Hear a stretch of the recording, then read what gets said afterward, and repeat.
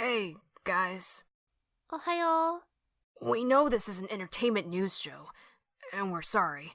There's absolutely nothing entertaining about this.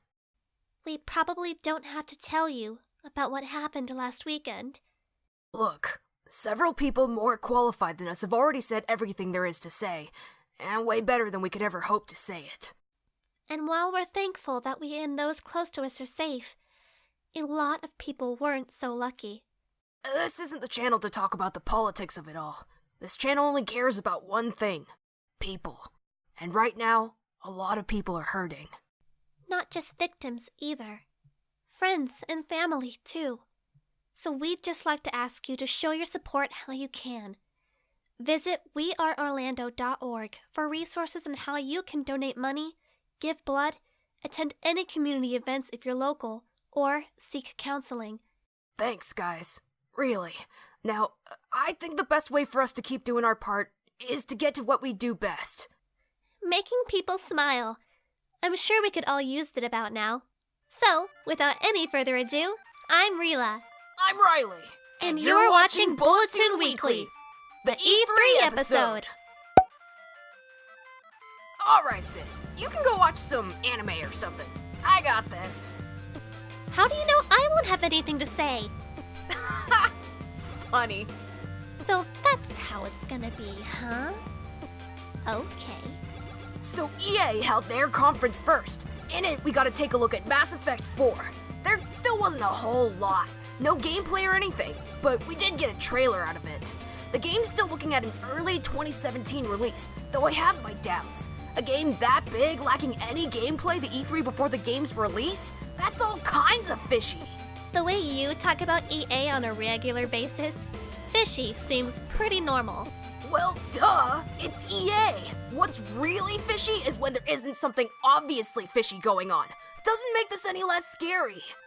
Aw, you're just being paranoid, sis. I mean, it's not like they single-handedly almost killed one of your favorite franchises or anything. Oh, wait. You're enjoying this, aren't you? Oh, absolutely. Whatever. Anyway, they also showed us some stuff on FIFA and Madden. So, you know, EA Sports or whatever. We're incredibly enthusiastic. Oh yeah, bouncing off the walls. Speaking of thrills, they dove into Titanfall 2 a bit as well. Turns out this one's actually gonna have a single-player mode, this time one with a plot and all that. Wait, you weren't excited about that? Isn't the game about big mech suits? Yes, and it's an FPS. I'll stick to blasting people with D.Va in Overwatch. And yelling at your teammates? Hey, it's a team game! Those idiots need to learn to work as a team! Yes, I heard you screaming at them about that in the other room. Plus a few extra words. Ah, how hard is it to just stay on point, friggin' morons? Anyway, EA. In other news from EA, they're milking Star Wars for everything it's worth. Basically, if you work at EA, you're probably working on a Star Wars game right now. Looks like Star Wars is back in a big way these past couple of years. Like you wouldn't believe. The new movies, new comics, and now all these new games, it's really making a comeback. Anyway, they also talked a bit about Battlefield 1. Next up was Bethesda. They announced a remastering of Skyrim for the current gen. This one's gonna have modding capability like Fallout 4 too. You haven't even fully explored the original. What's gonna make this any different? The game's friggin' huge, alright? Ada. Riley, you aren't making excuses, are you? Ugh, anyway, they also announced the return of the Quake franchise with their new game, Quake Champions. They talked about Dishonored 2 and their revival of Prey. But the biggest deal was probably their promotion of the VR games, starting with VR support for Doom and Fallout 4. Just think about how big a deal that is. There'll definitely have to be some technical tweaks to get a game like Doom to really work in VR. But picture actually being in the world of Fallout. Something that big and immersive on VR would be sweet! VR, huh? I wonder What? if I can actually beat you at something with VR. Ha! Dream on! Hey, it doesn't use joysticks. Between the two of us, which one is actually clumsy again? You calling me a klutz? What? Me? Never. Okay. Next up was Microsoft. The new Forza Horizon game looks beautiful, if nothing else. We got more of a look at Recore, which looks cool, if a little unpolished, and an expansion for The Division. Not that anyone still cares. And, of course, Final Fantasy 15. Brace yourselves. Look, I'm perfectly fine with the fact that I'm in the minority when it comes to Final Fantasy, but come on, this was just embarrassing! If it's so fast and fluid, then the demo player sure as hell couldn't prove it, but it's more likely that the game's controls are just a clunky mess. This could end really badly for Square Enix, too.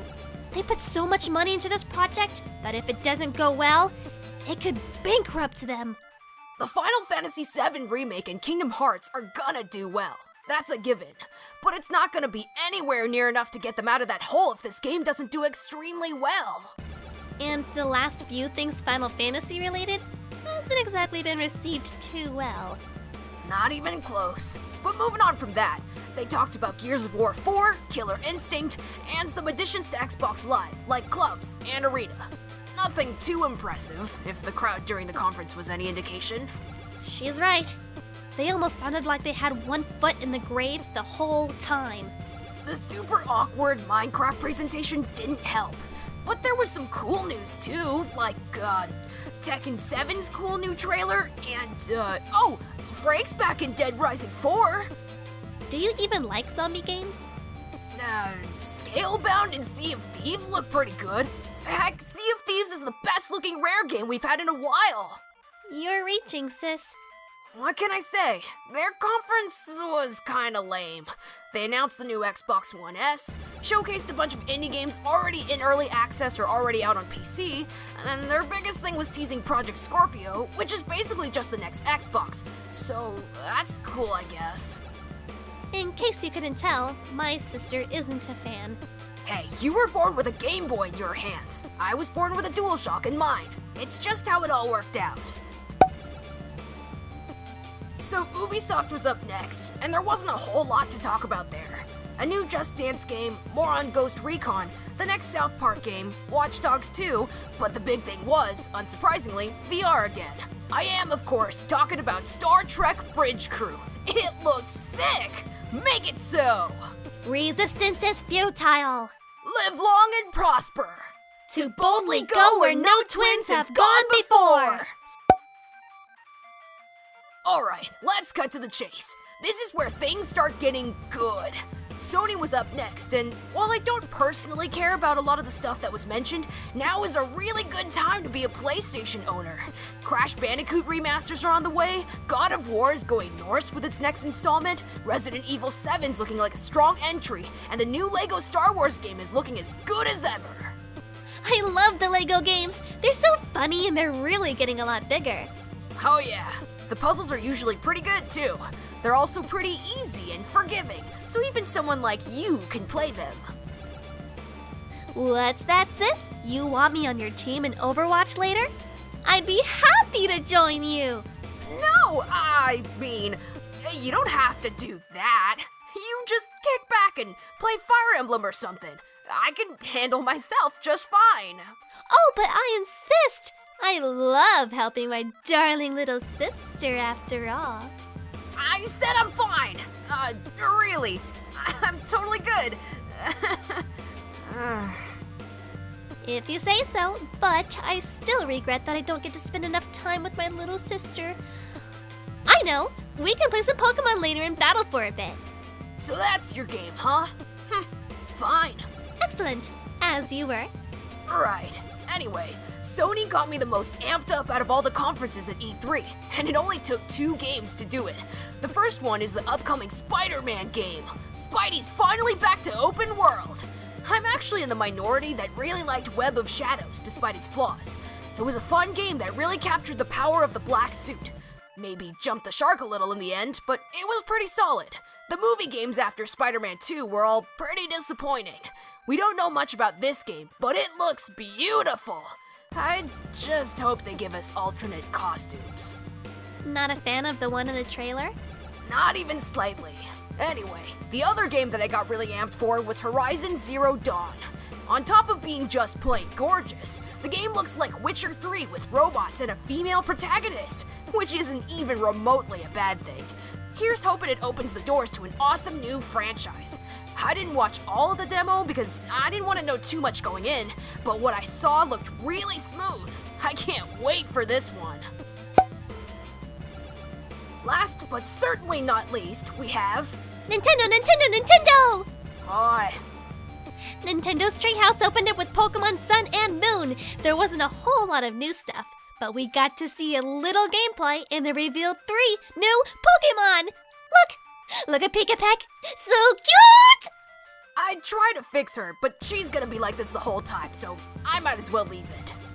And after talking about Sun and Moon, they opened the floor to talk about the new Legend of Zelda game, Breath of the Wild. Really different for a Zelda game. Even the portion they showed was only like 2% of the game, and it was huge! They spent pretty much the entire day on it too. The game looks gorgeous, and the gameplay looks wicked fun, and different from anything we've really seen in a Zelda game so far. I'm just wondering about the story now. There's no companion character in the game like Midna, so... But Wolf Link! You were really happy about that, weren't you? The only way they could have made it better is if Midna came with him. For anyone confused, the Wolf Link and Midna amiibo that came with Twilight Princess HD is compatible with the new game. It basically drops Wolf Link into your game as a partner character. Speaking of which, they also introduced 3 new amiibos for the game. Oh, they also had a chat with the completionist, so that was cool. That was pretty much it for Nintendo. They announced some new Mario amiibos for Wario, Waluigi, Daisy, Rosalina, and a few others, but that was their day. What'd you expect? They pretty much threw everything at the wall during the first half of the year. Pokken Tournament, all those Smash and Splatoon updates, Twilight Princess HD, the Fire Emblem DLC, the latest Kirby game, they've been busy. Riley, my wallet. My wallet is hurting. I'm right there with you, sis. That's it for E3, everyone. Anything that we missed or happened after this is in the ticker below. Thank you so much for watching, everyone. If you liked what you saw, give that like button a zap and don't forget to subscribe. But even if you don't do any of that, share with your friends to show your support. Make sure people know about We Are Orlando. Thanks, guys. Arigato, everyone. I'm Rila. I'm Riley, and as always, Stay tuned.